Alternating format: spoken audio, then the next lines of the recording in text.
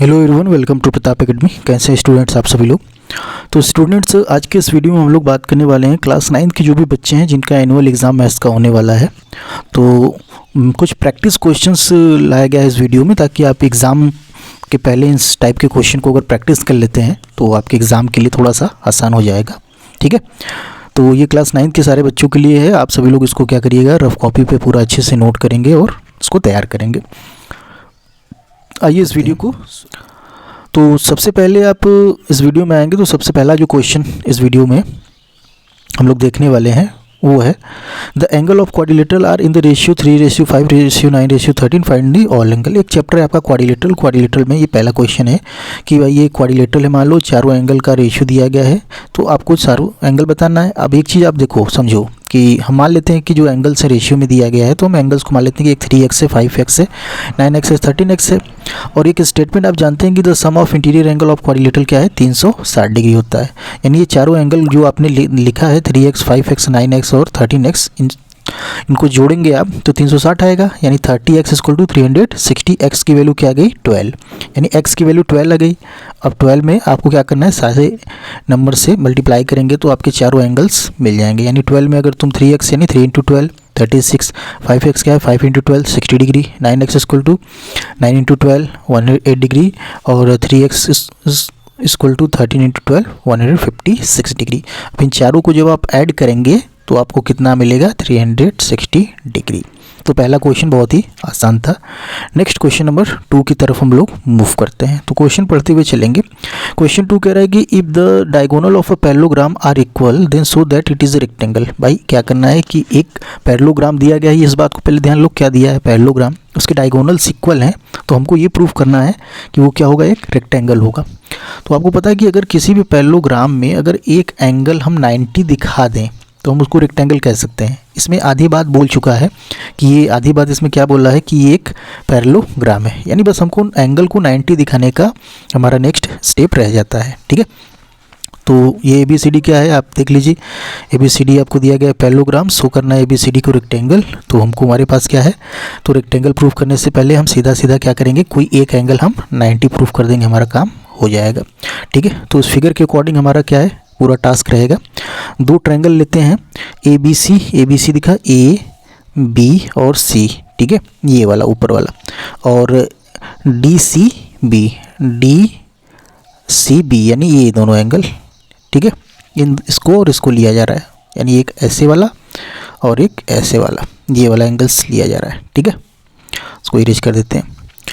तो अब इसमें क्या है, AB is equal to CD। ये तो आपको पता है कि भाई पैरेललोग्राम के अपोजिट साइड से इक्वल होते हैं, तो AB is equal to CD हो जाएगा और BC कॉमन हो जाएगा। ठीक है, और एक चीज़ और गिवन है कि डायगोनल्स इक्वल है तो ये भी इक्वल हो जाएगा, AC इक्वल टू ये गिवन है। अब दो ट्रायंगल को कॉन्ग्रुएंट करने के लिए हमारे पास 3 कंडीशन होता है। तो ये साइड से ये दोनों ट्रायंगल्स क्या हो गए, कॉन्ग्रुएंट हो गए। तो जब ये दोनों ट्रायंगल कॉन्ग्रुएंट हो जाएंगे तो हम ये कह सकते हैं कि एंगल जो B है वो एंगल C के इक्वल होगा। ठीक है, और ये पैरेललोग्राम है तो पैरेललोग्राम से इन दोनों एंगल का सम क्या होना चाहिए, 180 होना चाहिए। ठीक है, ये पैरेललोग्राम है, ट्रांसवर्सल है तो इनका सम 180 होना चाहिए। दोनों एंगल इक्वल है तो 2 टाइम्स हम इक्वल टू 180 करेंगे तो एंगल B इक्वल टू हमारा क्या आ जाएगा 90, या आप कह सकते हैं एंगल C इक्वल टू 90, जो भी आप कहना चाहें। तो अब तुम सोच लो कि भाई एक पैरेललोग्राम है उसमें एक एंगल 90 आ गया, तो हम सीधा सीधा कह सकते हैं कि ABCD is a parallelogram, one angle interior angle is 90, therefore ABCD is a rectangle. Clear है, तो इस तरीके से हमारा क्वेश्चन नंबर 2 हो जाएगा। क्वेश्चन नंबर 3 पर आते हैं। ठीक है, अलग अलग जगह से लिया गया है। तो ये क्वेश्चन नंबर 3 है हमारा। हीरोन्स फार्मूला जो चैप्टर आपने पढ़ा होगा तो उसका ये आपको एरिया निकालने की बात कर रहा है। An umbrella is made up of 10 triangular pieces of cloths, 2 different cloths यहाँ पे दिया गया है। The pieces 20 centimetre 50 centimetres, how much cloth each colour is required for umbrella. यानी हर कलर का क्लोथ कितना रिक्वायरमेंट होगा। कपड़े से अम्ब्रेला बनाया गया है। एक इस पार्ट को मैं यहाँ लोकेट करता हूँ इस तरीके से, कुछ ये 20 है सेंटीमीटर और ये जो साइड्स है ये 50 सेंटीमीटर से, यानी ये 50-50 है। तो यानी हमको क्या करना है, टोटल आगे दिख रहा है 1 2 3 4 5, पीछे 5, यानी 5 5 10 इसके हो गए पार्ट्स जिससे अम्ब्रेला बना हुआ है। तो एक का निकाल लेंगे। कलर वाइज पूछना है तो 5 से आप मल्टीप्लाई कर देंगे, आपको ब्लैक कलर का मिल जाएगा। 5 से मल्टीप्लाई कर देंगे तो वाइट कलर का मिल जाएगा। क्लियर है। या फिर पूरा निकाल के आप क्या करेंगे 2 से डिवाइड कर देंगे। तो यहाँ पे ये दिया गया है कि फॉर ईच ट्रेंगुलर पीसेस, यानी ये जो ट्रेंगुलर हमने लिखा है ये 50, ये 50 और ये 20, इसके लिए हम क्या करेंगे सेमी पेरीमीटर निकालेंगे। तो इस तरीके से ये हमारा 60 आ जाएगा। हीरोन्स फार्मूला यूज करोगे तो अंडर रूट में आपको पता ही है S minus A, S minus B, S minus C. तो अगर किसी को इसको ए मान रहे हो, उसको बी मान रहे हो, उसको सी मान रहे हो, तो उस हिसाब से अंडर रूट में 60, 60 माइनस 50, 60 माइनस 50, 60 माइनस 20 हो जाएगा। इस तरीके से वो सॉल्व करोगे 200√6 आ जाएगा। यानी एक जो स्ट्रिप है या एक पीस है इसका एरिया आ गया 200√6 यानी 200√6 सेंटीमीटर स्क्वायर। अब चूँकि 5 रेड कलर का है, 5 रेड कह सकते हो या फिर ब्लैक कलर का है और 5 आपका वाइट कलर का है, तो हमको इसमें 5 से मल्टीप्लाई करना होगा। ठीक है, तो हम 5 से जब इसमें मल्टीप्लाई करेंगे 5 2 10 यानी 1000√6 आ जाएगा। क्लियर है? तो ये हमारा क्वेश्चन कंप्लीट होता है। नेक्स्ट क्वेश्चन नंबर 4 की तरफ हम लोग मूव करेंगे। क्वेश्चन नंबर 4, ये हमारा 4 है क्वेश्चन नंबर। कह रहा है कि a kite is a shape of square with diagonal 32 centimetre. अब यहाँ पे देखिएगा क्वेश्चन नंबर 4, थोड़ा सा मैंने इसको बड़ा कर दिया। काइट जो है ये काइट का शेप है। क्लियर? तो ये काइट का जो शेप है इसमें बोल रहा है कि भाई ये एक स्क्वायर शेप है और इसके नीचे जो है ये आइसोसेलेस ट्रेंगुलर शेप का है। जो काइट का जो पीछे आप इसको गांव की भाषा में इसको काइट का पूंछ कहते हैं। तो ये जो ट्रेंगुलर शेप का है तो इसको जो है इसका साइड्स दिया गया है 8 सेंटीमीटर और 6 सेंटीमीटर 6 सेंटीमीटर, और ये इसको फर्स्ट बोल दिया गया, इसको सेकंड और इसको थर्ड। तो इसमें क्या करना है, how much paper each shade has been used, यानी एरिया एक्चुअली निकालना है।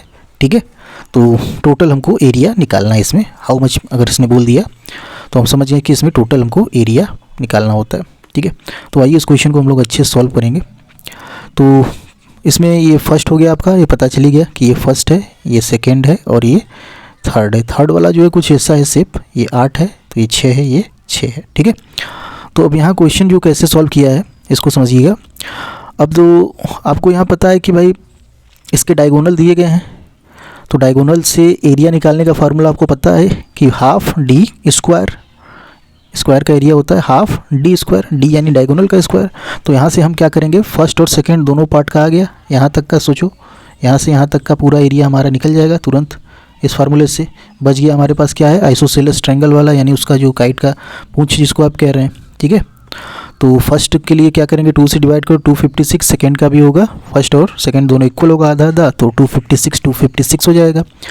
अब हमारा जो चैलेंजिंग टास्क है वो है थर्ड, कि हम इसका एरिया कैसे निकालेंगे। ये जो थर्ड है ये 8 है, ये 6 है, 6 है, तो इसको हम हीरोन्स फार्मूला से निकालेंगे। तो हीरोन्स फार्मूला वही है, एस निकालोगे पहले, a + b + c/2 यानी 10 आ जाएगा, अंडर रूट में S, S minus A, S minus B, S minus C, यहाँ से उसको पुट कर देंगे। फिर इसकी वैल्यू आप यहाँ पे आप देखिए 10 10 - 6 10 - 6 10 - 8 हो जाएगा, अंडर रूट में 10 × 4 × 4 × 2 हो जाएगा। अब 4 2 = 8 √5 आ जाएगा। √5 की वैल्यू 2.24 पुट करोगे तो 17.92 क्या हो जाएगा, इसकी वैल्यू आ जाएगी। यानी कि वो हो गया था आपका 17.92, यानी कि सबका अलग अलग आपने वैल्यू निकाली। आप सबको जोड़ लोगे टोटल के लिए, सबको आप जोड़ लीजिएगा, आंसर आपका आ जाएगा। क्वेश्चन नंबर हम लोग 5 पर आते हैं। क्वेश्चन नंबर 5 क्या है कि the side of the triangles का जो है दिया गया है रेशियो, साइड का जो रेशियो दिया गया है ट्रायंगल्स के इतना है, इसका पेरीमीटर निकालना है। तो आपको देखो इसको x मान लोगे तो 12x 17x और 25x हो जाएगा। पेरीमीटर से हम पहले क्या करेंगे, साइड निकालेंगे। तो पहला हमारा जो टास्क है, you have to find the side. तो यहाँ से आप इसको जोड़ के इसके इक्वल कर दोगे तो साइड्स 120 170 और 250 आपका यहाँ से आ जाएगा। उसके बाद क्या करना है, इसमें आपको इसका एरिया निकालना है। तो एरिया निकालने के लिए सीधा सीधा आप हीरोन्स फार्मूला जो है इस्तेमाल करेंगे। हीरोन्स फार्मूला के थ्रू आप इसका एरिया 9000, ये रटा रटाया क्वेश्चन है, कई बार आपने किया है, ये आपका हो जाएगा, इसमें कोई दिक्कत नहीं है। नेक्स्ट क्वेश्चन पर बात करते हैं हम लोग। ठीक है, क्वेश्चन है कि a plastic box 1.5 metre long, 1.25 metre wide and 65 centimetre deep is to be made. तो इस तरीके से ओपन हो रहा है। तो आपको find the area of sheet required for making the box and the cost sheet for sheet measuring 1 metre square equal to 20। तो देखो यहाँ पे क्या करना है, पहला चीज़ ये है कि भाई ये मीटर है, ये सेंटीमीटर है, तो सबको हमको किस में कन्वर्ट करना होगा, मीटर में। ठीक है, ऊपर से ढक्कन क्या है आपका, ऊपर से ढक्कन हमारा जो है खुला हुआ है। तो उसमें हम क्या करेंगे, open at the top ignoring the thickness of the, तो हम क्या करेंगे इसके, ठीक है। तो जो आपका फार्मूला इसमें बनेगा, यानी 6a² होता है क्यूब का, ये क्यूबाइड है, तो इसका टोटल हो जाएगा आपका 2lb + bh + hl ब्रैकेट के अंदर।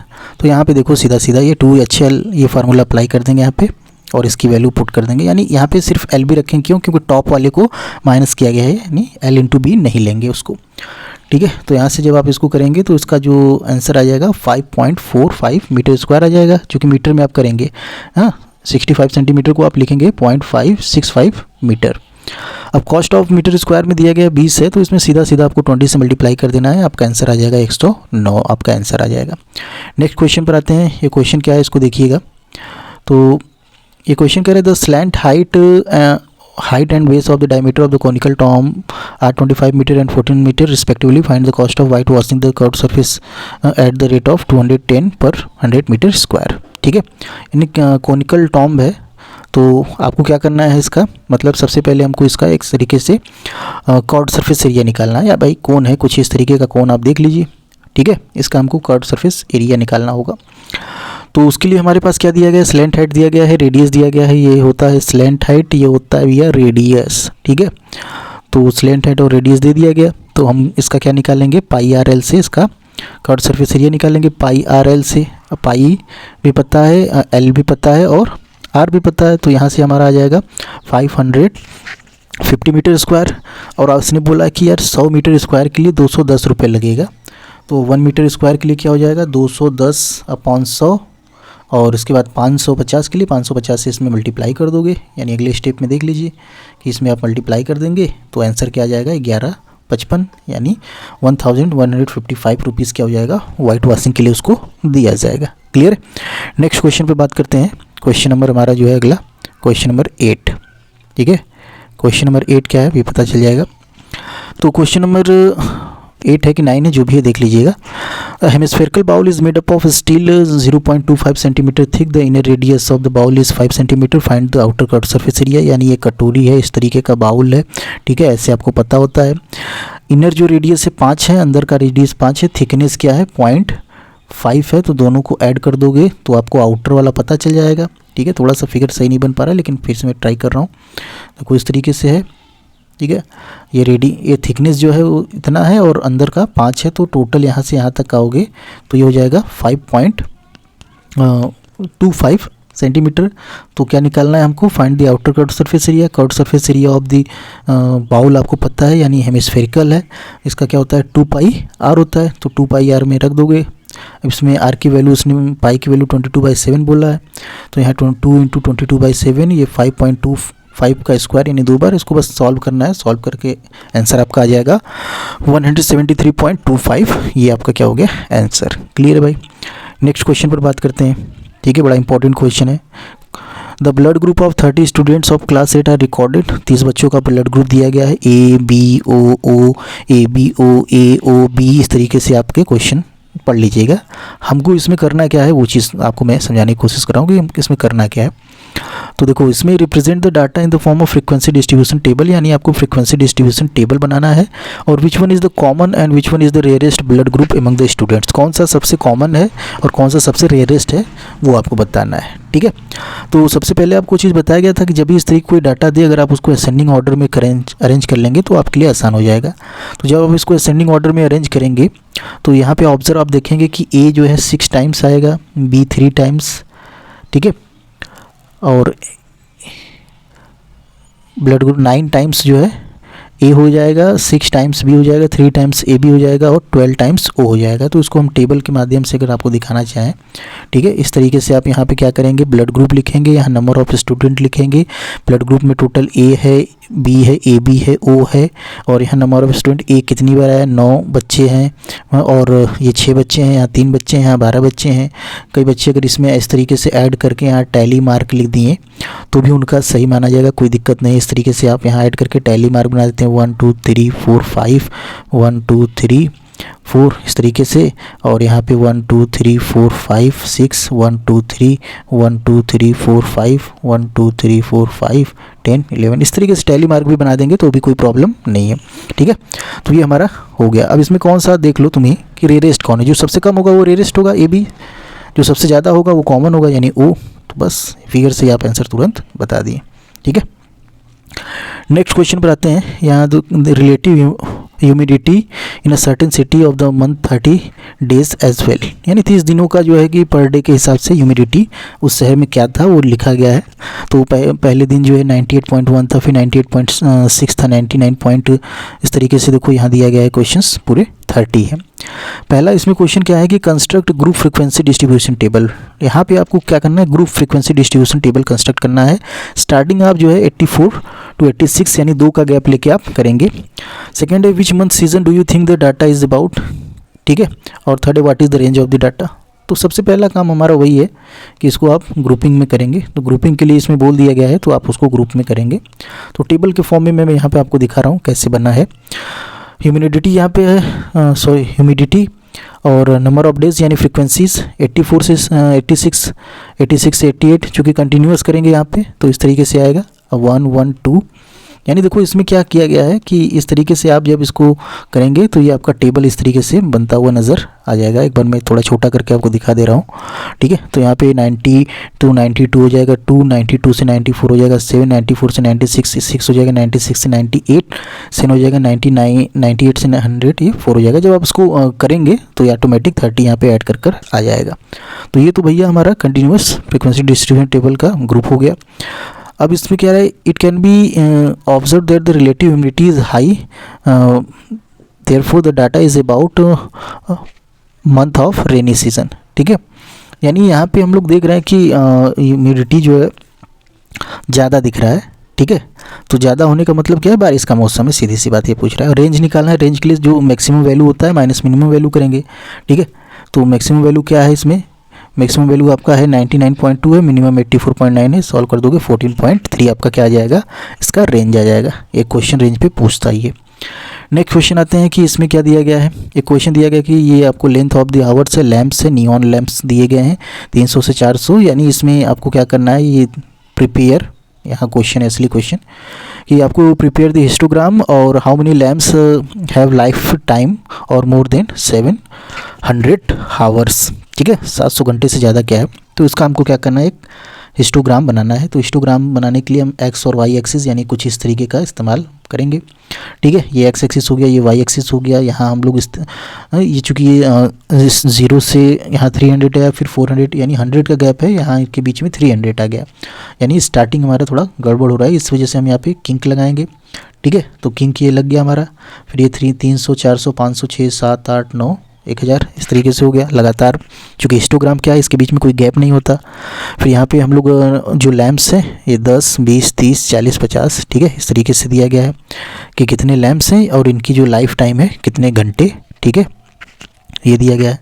तो इस तरीके से आपका ये जो बनेगा ये कहलाएगा आपका हिस्टोग्राम। ठीक है, तो यहाँ पे यूनिट वगैरह सब दिया गया कि वाई एक्सिस को 10 लैंप लिया जा रहा है, एक्स एक्सिस को ठीक है 100 आवर्स।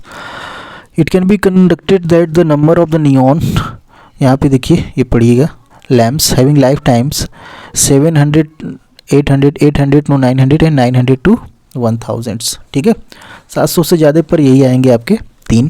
ठीक है, अब इन तीनों को जोड़ोगे तो लगभग आपका आंसर 184 आ जाएगा। कैसे, फिर से यहाँ देख लीजिएगा, क्योंकि जब आप ये टेबल देखे होंगे तो टेबल में यहाँ पे आप आएंगे तो लास्ट में 700 से ज़्यादा यानी ये तीनों पार्ट आपका आ जाएगा और ऐड कर दोगे तो मिल जाएगा सर। क्लियर। नेक्स्ट क्वेश्चन पर आते हैं हम लोग। जो अगला क्वेश्चन है कि in mathematical test 15 students the following marks recorded, 15 बच्चों का मार्क्स है। फाइंड मीन मीडियन मोड, आपको तीनों निकालना है, मीन भी निकालना है, मीडियन भी निकालना है, मोड भी निकालना है। तो भाई मीन के लिए क्या करना है, sum of observation upon total number of observation कर दोगे, सबको जोड़ के 15 से डिवाइड कर दोगे, 54.8 तुम्हारा क्या आ जाएगा, मीन आ जाएगा। मीडियन के लिए सबसे पहला काम भैया असेंडिंग ऑर्डर में अरेंज करो। ठीक है, असेंडिंग ऑर्डर में अरेंज करने के बाद आप इसको काउंट करो, 15 ऑड है तो ऑड के लिए फार्मूला है 15 + 1 अपॉन 2th टर्म यानी 8th टर्म, और इसका जो 8वां टर्म होगा 52, ये क्या हो जाएगा, मीडियन हो जाएगा। और इसमें जो जिसकी फ्रीक्वेंसी सबसे ज़्यादा होगी वो मोड होगा, और 52 मोड भी हो जाएगा आपका। तो ये आंसर हमारा हो गया, मिड मीडियन मोड निकल गया। नेक्स्ट क्वेश्चन पर आते हैं। क्वेश्चन कह रहा है कि the following observation have been arranged ascending order, if the median of the data is 63 find the value of x. अब सोचो कि इसका तुमको मीडियन दिया है, ठीक है, और मीडियन दे दिया गया है 63, एक्स की वैल्यू आपको निकालनी है, ठीक है। तो अब इसको कैसे निकालेंगे, तो इसको ऑब्जर्व करेंगे तो हम देख पा रहे हैं कि इसमें कितने ऑब्जर्वेशन है। तो टोटल 10 ऑब्जर्वेशन है, 10। तो 10 यानी आपकी इवन है, इवन वाला कॉन्सेप्ट यहाँ पे लगेगा। तो जब इवन वाला कॉन्सेप्ट लगेगा यानी कि अब यहाँ पे देखो x 1 2 3 4 5 6 7 8 9 10 है। तो इसमें क्या हो जाएगा, यानी कि 10 यानी 5th और 6th टर्म खोलेंगे। 5वां टर्म कौन सा है, x। 6वां टर्म कौन सा है, x+2, ठीक है। इन दोनों का एवरेज क्या होना चाहिए, 63। तो बस यही हम काम यहाँ पे करेंगे। 5th और 6th ऑब्जर्वेशन जो है वो मीडियन के इक्वल होना चाहिए। 63 x+2/2 और यहाँ पे 2x+2, इधर क्या हो जाएगा आपका 63। इसको सॉल्व कर दूँगा, यानी सॉल्व करना है बेसिकली। x की वैल्यू क्या आ जाएगी, 62 आ जाएगी, ठीक है। तो ये हो गया हमारा। नेक्स्ट क्वेश्चन पर आते हैं। अगला क्वेश्चन क्या है, नेक्स्ट देखिए भाई, थोड़ा सा लंबा वीडियो होगा, लेकिन आप अगर बढ़िया से पूरा इसको देख लेते हैं, अच्छे से पूरे क्वेश्चन को प्रैक्टिस कर लेते हैं, तो आपके नो डाउट कोई दिक्कत नहीं होगा।